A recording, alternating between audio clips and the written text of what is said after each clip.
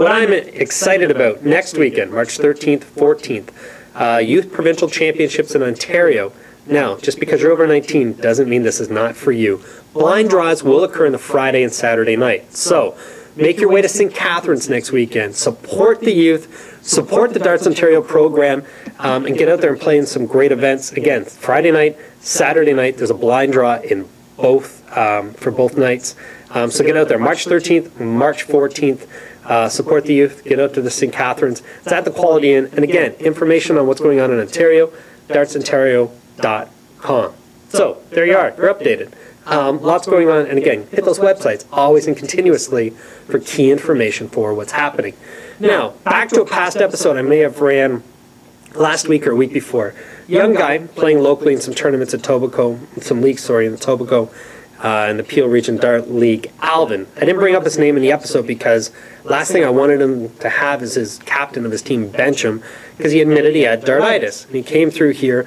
My first suggestion was to throw with the opposite hand, and guess what? It worked. It is 100% mental, but we had to find a way for his body to be able to release the dart again consistently, routinely, without thinking too much. And it was able, he's a left-handed player, he was able to throw for a few days with his right hand, built that confidence back up in his subconscious and with his ability to throw. It sounds crazy, you're looking at me going, dart players, subconscious?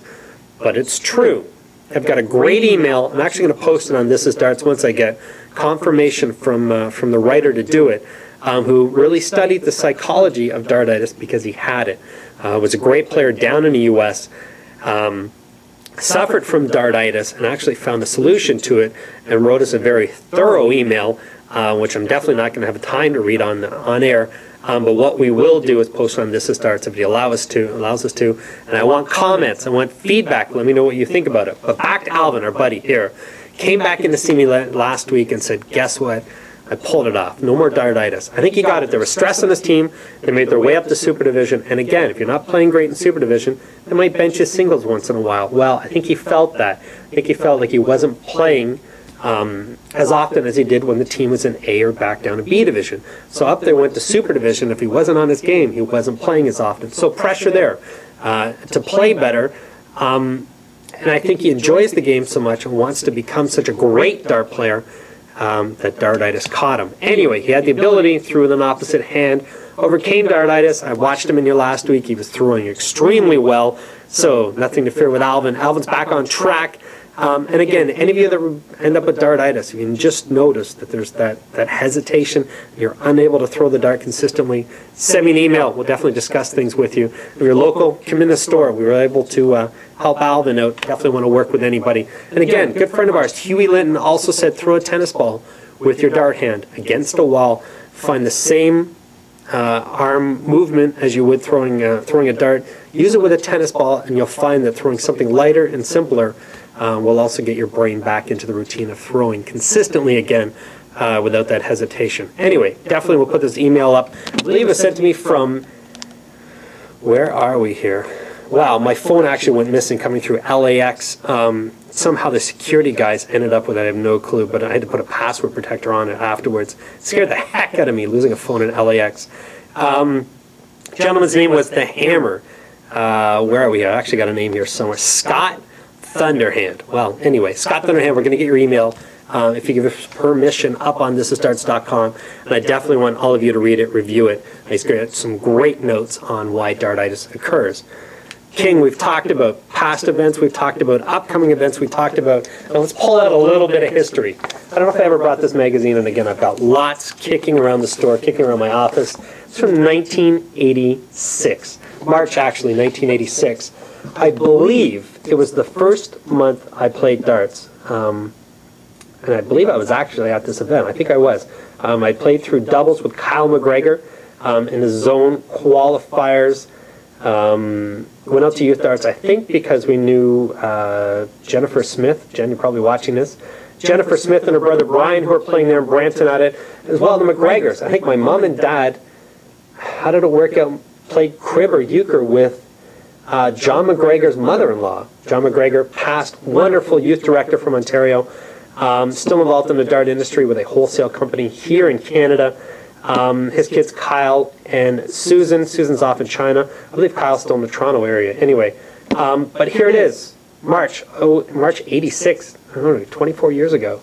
Front cover. Where are we here? I don't remember everyone's name. It is sad to say, and I got to kind of put this closer. Jason Klett, great guy, passed away last year at a very young age. Ian and Carol Klett's son. Jason was a wonderful, wonderful guy, a few years older than me, but a great friend as we all played youth arts together in Brampton. Anyway, I got to read this because it's fun too. Derek Oliver, Ed Oliver's son, past NDFC president, past Darts Ontario president, actually was a Darts Ontario founder, I believe. Jason Klett, Derek Oliver, Jason McClellan, and Paul Addison. Paul, I believe you're still kicking around darts as well. Pictured after winning the 13th annual Youth Dart Tournament at the Brampton-Bramalea Legion March 2nd. What are we today? March 3rd. Wow. Pretty darn close. Anyway, the article reads, hosted by the Brampton and District Men's Dart League, this 13th annual youth tournament took place March 2nd, coordinated by the Brampton District Men's Dart League President Ian Klett, Vice President Marty Hicks. Marty Hicks was also a partner in darts, double top darts. Years ago, I believe he was up in Angus, somewhere near Alliston, Angus anyway. And Brampton Area Youth Dart League organizer Jim Keenan. If I'm correct, Jim Keenan was Brian Keenan's dad. Brian, phenomenal youth dart player. The event ran smoothly, and nearly 100 youth were participating. They all had an enjoyable time. Eventual winners turned out to be the team consisting of Paul Addison, Derek Oliver, Jason McClellan, and Jason Collette. Runners-up were Ken Reed, Morgan Shepard, Michelle Wilson, and Carrie Rumbold. High score was won by none other than Justin Andrews, great buddy of mine. Shot a very respectable 140. 100 kids playing in a tournament, and only a 140 was high score.